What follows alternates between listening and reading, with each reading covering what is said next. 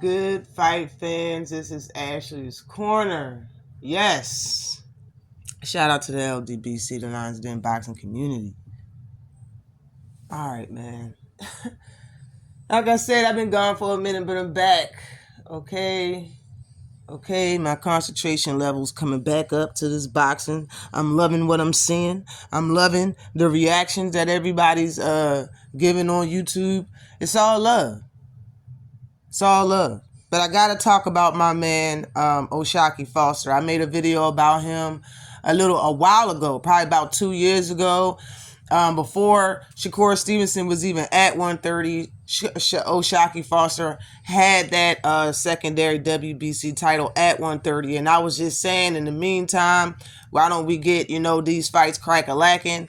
And I had him in the mix of Shakur Stevenson at 130, Chris Colbert at 130, and Supernova and O'Shaquie Foster. Those was the four I was talking about at that time. And I mean, it's sad, but it's cool because O'Shaquie's getting his shot right now versus Rey Vargas, and that's a better shot for him. It would have been a better fight versus Chris Colbert or Shakur Stevenson for sure. But this is what's up. You know what I'm saying? That this man done had the secondary title for over 2 years. He's never gotten a shot. Shakur Stevenson moved up, got a shot before him. Other people moved up, got a shot before him. Like, I'm just glad that this man is getting a shot now. The only thing is Rey Vargas is being pushed in a certain type of way that it's going to be real hard to inch out a win versus Rey Vargas if you can't stop him. Through points, it's hard to eke out a win. Rey Vargas' last fight was versus Mark Masayo. Mark Masayo dropped him in the ninth round, and Rey Vargas still went on to win 115-12 and 113-114.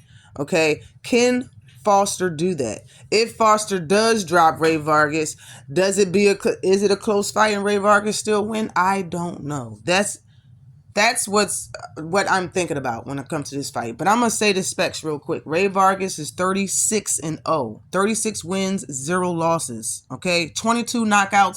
And he's ranked number 1 in the world at 130. This is his first fight, ladies and gentlemen. He has never fought at 130 pounds. His last fight was at 126, where he captured that WBC title and immediately went up to get the vacant WBC title at 130, and he's ranked number 1 in the world at 130.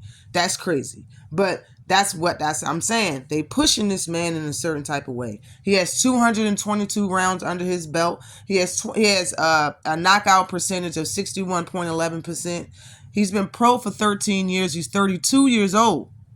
He's 5'7.5", which don't look like it. He look like he's a lot taller than that. But he's 5'7.5" is what it says. And I don't believe that because the man is taller than O'Shaquie Foster. I will give Rey Vargas 5'10", okay? I will give him 5'10". BoxRec also says and has him listed at 70.5-inch reach, and he's fighting out of Mexico. This like I said, this is his first fight at 130, okay? This is his first fight. He's a very good fighter, but I'm gonna get into that after O'Shaquie's specs. O'Shaquie Foster is 19-2, 19 wins, 2 losses, 11 knockouts. He's ranked number 4 in the world. His whole entire career, he's been fighting at 130 pounds. Okay, I understand 2 losses do set you back. That's why I'm glad he's getting his title shot right now in that 21 fights. It's just that I wish this man was pushed harder, meaning not him pushed, but whoever that's handling, whoever his managing company, promotional company is, I wish they got more fights for my man is what I'm trying to say. But O'Shaquie Foster is listed at his knockout percentage is 52.38%. This is all BoxRec information. He's been pro for 10 years. He's 29 years old. He's 5'8.5" with a 72-inch reach. And he's from Texas. He's never been stopped, and he's never been dropped to my recollection. I don't think he's ever been dropped, okay? But like I said, Rey Vargas has been dropped, all right? He's been dropped more than once, okay? There's footage out. He's been dropped, it's a fight Matter of fact, I think he's been dropped like 3 times in his career. For real, for real. But like I said, he's never been stopped, never been dropped. And this is going to be a similar type fight. Like, I believe Rey Vargas is being pushed in that type of way now. Rey Vargas is used to having the reach advantage and the height advantage over the people that he fight. Because he was fighting mostly at 120 at lower weight classes. This is his first fight at 130. Look at the height difference in between O'Shaquie Foster and Rey Vargas. Rey Vargas don't got on no pumps. He don't got on no high heel shoes now. The man is just literally 3 inches taller. Almost. Well, it looks like he's 3 inches taller than O'Shaquie Foster. O'Shaquie Foster is 5'8", I believe, or 5'8.5". So the man is almost 6 feet tall. Look like he's 5'11". For real, 5'10", 5'11", Rey Vargas is. And he's that tall fighting against guys that's fighting at 126. Gary Russell fights at 126. He's 5'4" or something. So the height and reach, he does fight tall, long. I mean, he fights long. He likes using his reach. He throws bombs from the outside.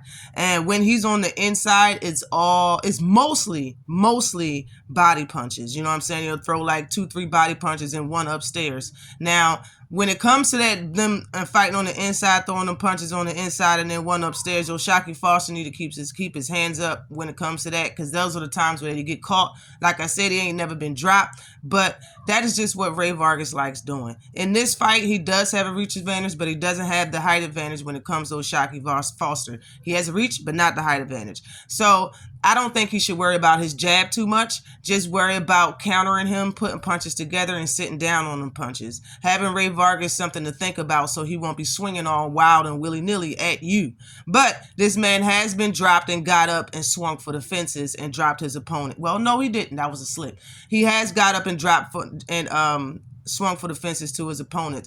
In my opinion, Rey Vargas don't have a perfect defense. Foster's defense isn't perfect either, but at the same time, Foster knows how to keep his hands up. He does know how to keep his hands up. All right, and sometimes he is very flashy and a very slippery fighter, and he look good when he fight. I like his style. You know what I'm saying? He's good at what he does, and he knows when to do it. When it comes to Rey Vargas, though, Rey Vargas loves keeping his hands down. The only hand that he has up is usually his right. His right to guard his chin from left-hand punches. And when his right hand isn't up is usually when he gets caught.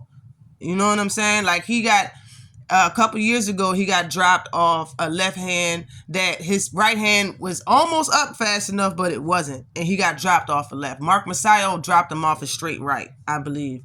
But, he can be hit. He's there to hit. His hands aren't up all the time. In the press conference, he was worried about Foster switching to southpaw stance. So that must be something that's with Rey Vargas. He must have problems with southpaw fighters, or, you know, like, because in my opinion, like, the shoulder roll, the Philly shell and stuff like that, that's all fine and dandy if you know how to use it correctly. A lot of people don't tuck their chin or raise their elbow when they do that shell. They just turn to the side and put a hand up. You know what I'm saying? Like, that's not going to work. That's like the same thing Hector Garcia was doing. He was turning to the other side and just had his left hand up. He wasn't guarding the right side of his face for Tank's left-handed punches. He's guarding the right side of his face for Tank for Foster's left-hand punches, but his shoulder is not raised. Is nothing really covering his body. He does not do a shoulder roll. He just do a half-ass guard. That's the problem when it comes to Vargas. Foster, in my opinion, can fight mid, outside, and on the inside if he really wanted to. The man isn't the type of bully fighter. I don't want him to do that during this fight. Honestly, just want to see him, you know, he can establish jab in the first round. See what Rey Vargas is going to do about your jab and how he want to counter your jab, and then just fake and just counter what the fuck he's trying to do. Excuse my language, but that's what I think he should do. He should fake Vargas, see what he working with for the first 2 rounds, and, you know what I'm saying, just negate his best punches. Try to, you know, keep that ring general shit. Like, try to do all the things that the judges want and see. You got to make sure you do all them things and fight a good fight with Rey Vargas. And you might have to drop him just to win, because I really think that he's being pushed a certain way. But let me know what you think about the fight. Politics is me the politics side of me of boxing is saying Rey Vargas is going to win because he's being pushed to win. And a lot more than what needs to be done to win is going to need to be done to beat Rey Vargas in this situation. But I got Foster. Forget that. I got Foster. I think Foster got what it takes to beat Rey Vargas, and I'm going with him, yo. But I don't care if it goes the distance or it's not. I'm gonna go with my man O'Shaquie Foster, yo. Let me know what you think in the comment section and who you think is gonna win this fight. Always like and subscribe to the channel. Peace.